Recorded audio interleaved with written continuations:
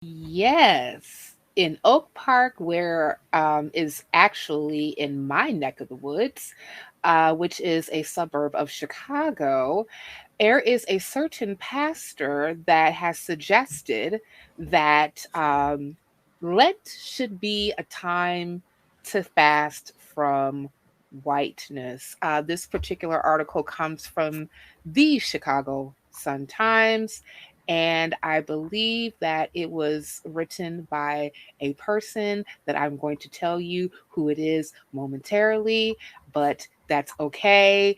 Just read the damn article. Anyway, so just about this whole thing, Pastor John Egerton of the First United Church of Oak Park has a sign or had a sign above his church that was put up during Lent saying fasting from whiteness. And he actually said that he took the sign, or they had like the church people take the sign down during the night, during the nighttime, so that it doesn't invite mischief. So, what Pastor Egerton and his 650 congregants that are mostly white, what are they up to? Well, during the fasting, 40 days and 40 nights, and Jesus was fasting in the wild, and so they decided to follow suit. They removed all music written by white composers from their services in favor of those who were written by African Americans or non-white musicians from around the globe, saying it is part of the church's broader anti-racist mission. This is a quote specifically from Pastor Egerton. Now, he has received some backlash for the sign. He received vulgar emails, criticisms on the internet, and has referred to the sign as wokeness gone mad. Oh boy, I just say that every time that I hear like wokeness gone mad or wokeness here, wokeness there, I just get completely triggered and just completely think about PragerU. I digress. Or reverse racism, which is not a thing. Just want to put you out. Just want to put that out there. But anywho, so also there was another quote from Pastor Cory Booker, who is a black pastor from the south side of Chicago, that described Egerton's Lent message as the worst kind of moral preening and nothing but hot air. And one of the things that he said, which I found was extremely interesting, was that the Bible is about one thing only: the word. It's not about who is black, who is white, or red. That's why faith in Jesus Christ unites so many people. Yeah. And that's why it's been such a blessing to so many people. And he actually said that in the email to the Chicago Times. And the only pushback actually that Pastor Egerton got from his congregants is that the message or what they're trying to do is actually not bold enough. But he did say that he has gotten support from the community and other surrounding areas. He said that he received a bouquet of flowers and even a giant plate of cookies have arrived from local supporters to say, "Great job, Pastor Egerton. You keep that fasting from whiteness up." And on that particular note, I'm going to go ahead and open it up to the panel and let you guys discuss about fasting from whiteness, Oh, Pastor what kind of Egerton cookies? style. What Uh, kind of cookies were you those? that is a good question. I don't think that the Sun Times actually said, but I think that warrants a deep dive. Was it chocolate chip? Was it snickerdoodle? Who knows? Who knows? Yeah. Oh my goodness. Emma, what do you think of uh, this? What was his name? Egerton. Uh, Pastor Egerton? Egerton. Yeah, Yes. Edgerton. Yes. Egerton. Hmm. Well, I think it's fair to say I'm probably the whitest person here, possibly on the planet, by my face right now. Oh, Um, it's very. I understand the complaints that it's a little bit. What did the guy say? Preening. gosh.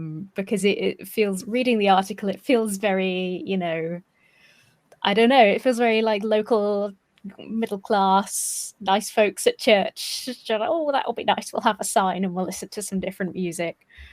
But I think genuinely looking into the history of Oak Park and the church and kind of what it's for, it looks like, to me, I felt kind of like this is in keeping with its general broader mission. Maybe not mission, because it's not very active. I feel like it's more attempting to be like an open space for people to come into. Do you know what I mean? I'm not explaining myself very well. It's more like it creates opportunities for people to be there. So they have had female pastors for a long time, longer than most churches. They were officially, whatever the act is, open and affirming from, I think, 95, which means that they're officially welcoming and accepting and understanding of LGBT plus people.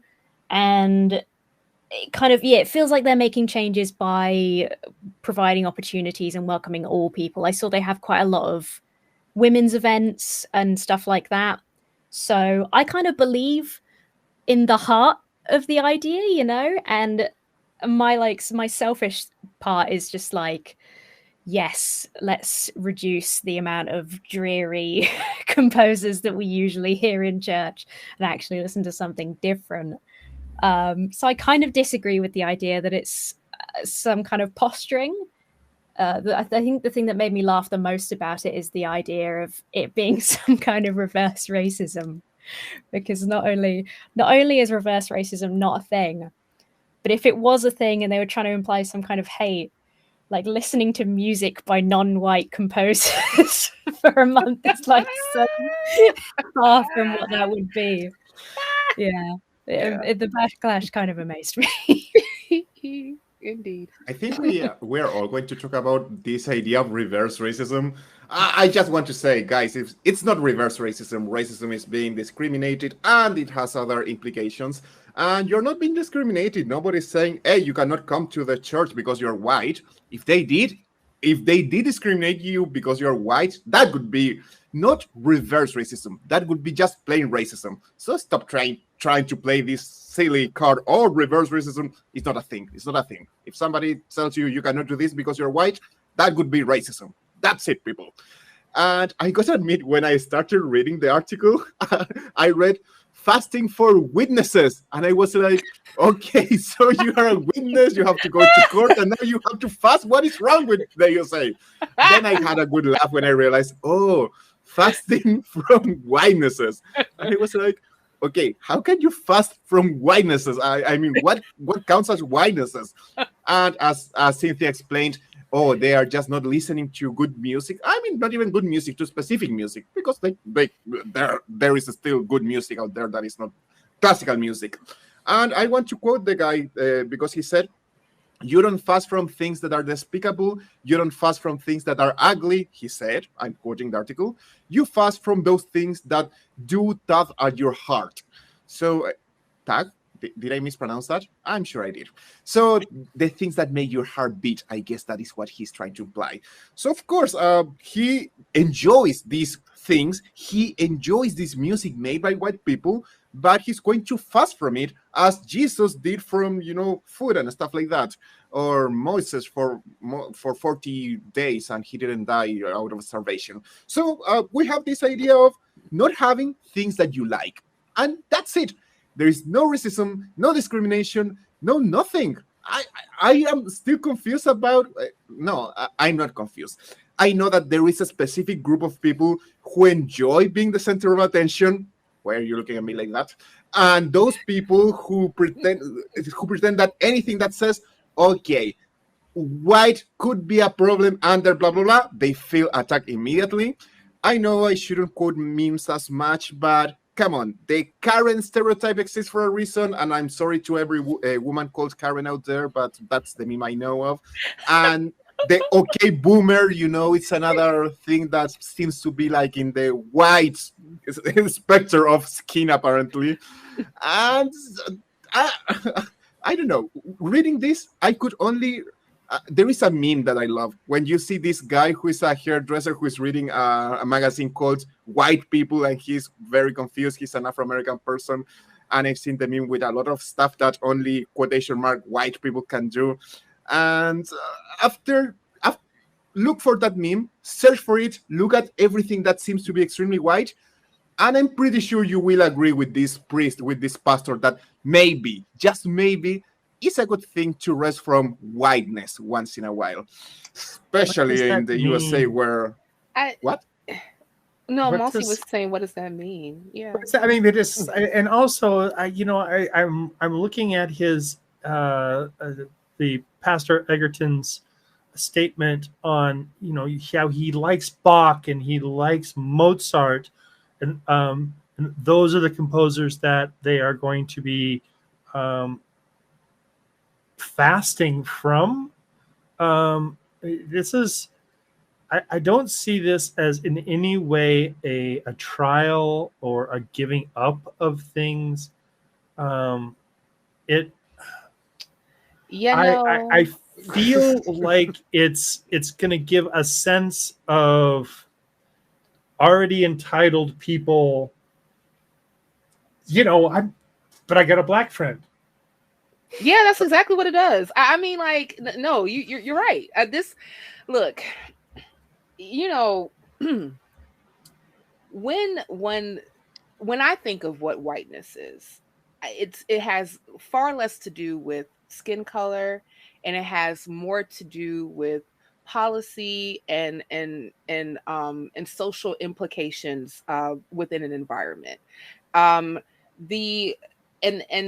And it's kind of laughable to me when I was reading this article that I guess that the pastor thought that, just not playing white composers that died hundreds of years ago was like a way for you to contribute to making sure that whiteness was less of a thing.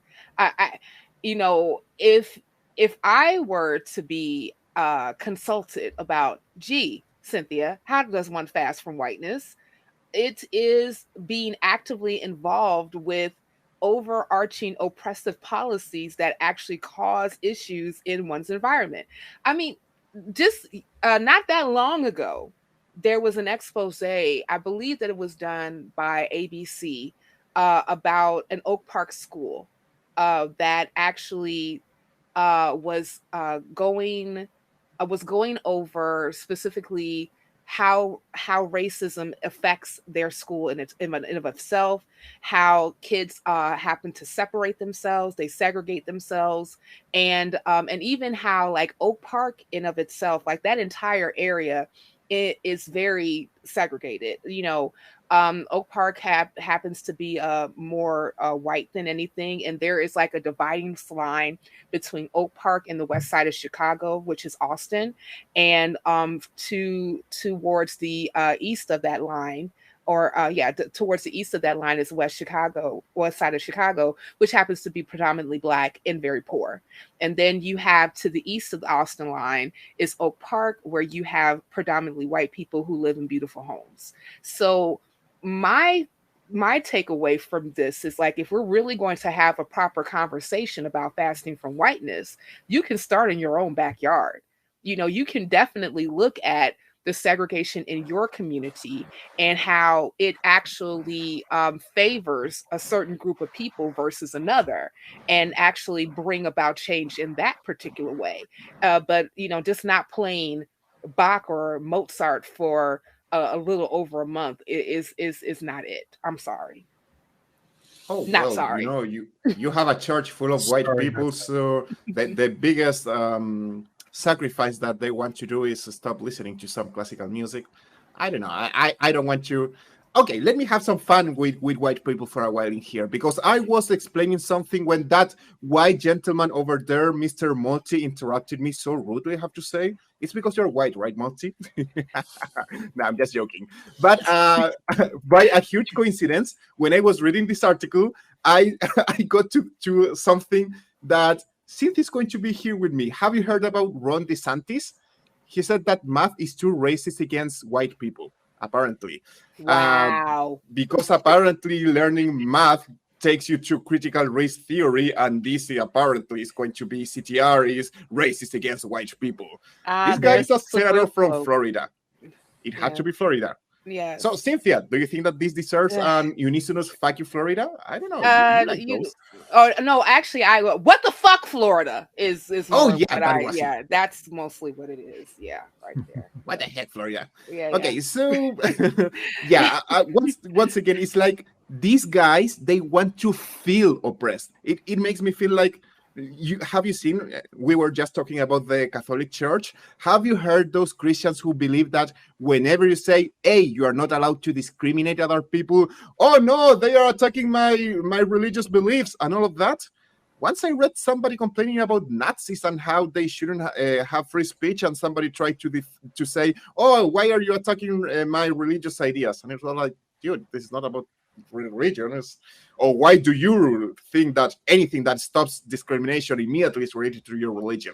So it's like that. The idea that they have to feel oppressed because they have no idea what oppression is. And oh yeah, suddenly somebody is using an idea not to listen to classical music. Obviously, they are attacking my whiteness or whatever. So, this center of the world kind of syndrome. Yeah. Emma, what is it like in over where across the pond? What are the United Methodists like over there? Would you see anything like this? I mean, was this completely no? Wow. But again, I'm going to be at the forefront of this as the whitest of people. But our race issues here are very different. It doesn't tend to be so much of a black and white. We have, I think the most persecution is probably against people from Eastern Europe and things like that. So it's a slightly different kind of environment. But maybe I'm just not keeping up with the local churches enough, but I don't know that anyone's ever attempted to fast from whiteness or anything like that here. Not that I've seen. All right.